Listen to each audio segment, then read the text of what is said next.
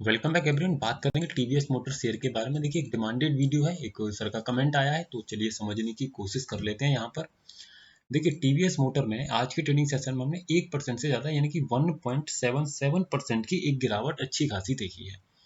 समझते हैं option chain के माध्यम से। ऑप्शन चेन पर जब आप आएंगे तो यहाँ आपको एक चीज सबसे पहले फाइंड कीजिए, अपना सपोर्ट सर।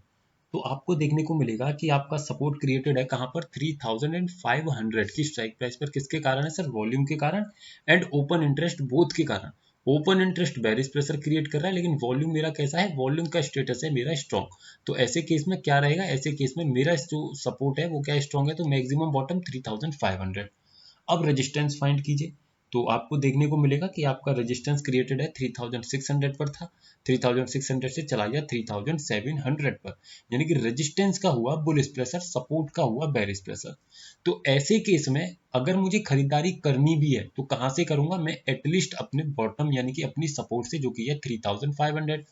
तो अगर मैं यहाँ पर एक लेवल खींच लूँ 3500 पर, तो आपको ये समझ में आएगा कि एग्जैक्टली स्टॉक आखिरकार क्यों 3500 के लेवल पर रुका, है ना। ये इंपॉर्टेंट होता है, यानी कि ये बड़ी बारीक सी चीज है जो आपको ऑप्शन चेन पर दिखाई देती है, ना कि कोई और टूल आपको बता ही नहीं सकता।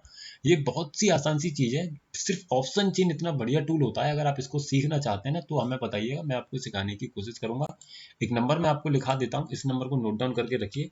ये आपके बड़ा काम का है। ये आपको कभी भी लाइव मार्केट में भी जरूरत होगी तब भी आपकी मदद करेगा। किसी भी स्टॉक के बारे में आपको लेवल्स चाहिए तब भी, है ना। और अगर आप लर्निंग लेना चाहते हैं तब भी इस नंबर पे व्हाट्सअप करके बताइएगा।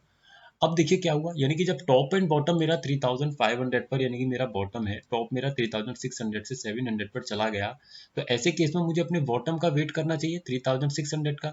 और जब बॉटम पर आए, सॉरी 3500 का बॉटम पर आएगा तब मैं खरीदारी करूंगा। अब मान लीजिए कि मैंने 3500 पर बाइंग कर ली, है ना, 3500 पर मैंने बाइंग की, तो मैं आपसे क्या कहता हूँ, चाहे प्रॉफिट हो चाहे लॉस हो, 230 पर आपको अपनी पोजीशन से क्या कर जाना है? एग्जिट कर जाना है।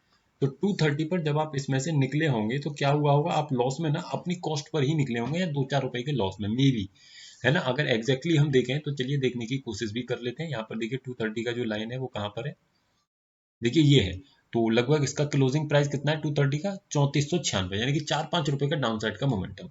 ओवरऑल अगर देखा जाए तो आप ही की कॉस्ट पर स्टॉक घूमता रहा। क्यों? क्योंकि 3500 पर मेरा सपोर्ट अपने आप में बेहद स्ट्रॉन्ग है, रेजिस्टेंस अपसाइड का प्रेशर बना रहा है, तो ऐसे केस में मैक्सिमम बॉटम 3500 ही रहेगा। अब बात करते हैं इसमें पोजिशनली क्या दिखाई दे रहा है। तो आने वाले ट्रेडिंग सेशन में देखिए पोजिशनली 3500 पर मुझे अच्छा दिखाई दे रहा है। परेशानी सिर्फ एक यहाँ पर क्या है कि जो 3400 की स्ट्राइक प्राइस है, यहाँ पर लगभग 83% का एक सेकंड हाईएस्ट ओपन इंटरेस्ट है।